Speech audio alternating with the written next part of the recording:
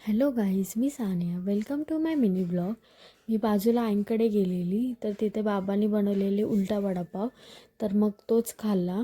आणि घरी आले तर मम्मीनी मंचुरियन बनवलेले, तर मग ही दोघं खात होती मंचुरियन आणि मी लावलेला नंदांना कामांना.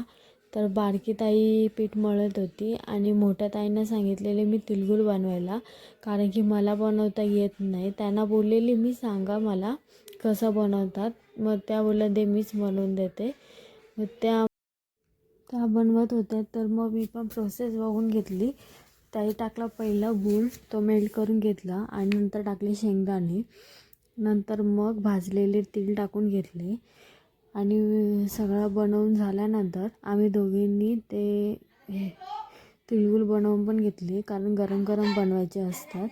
नंतर मग आमची मस्ती चाललेली आणि नंतर मी निघाली डीमार्टला जायला.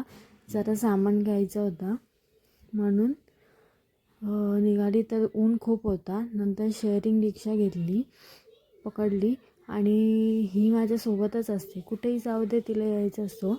माझ्या आधीच तयारी करून बसते. मग गेले डीमार्टला, सामान वगैरे घेतला. घरी आलो आणि भाकरी करायला घेतल्या. मला भाकरी करायला खूप कंटाळा येतो, पण कधी कधी करते, त्यांना खूप आवडतात म्हणून. आणि मग भाकरी केल्या. बघू शकता माझी भाकरी किती गोड आणि किती मोठी येते. मला जास्त जमत नाही, पण येते तशी मी करते. आणि मग मटरची भाजी केली. तर असा होता माझा दिवस. थँक्यू.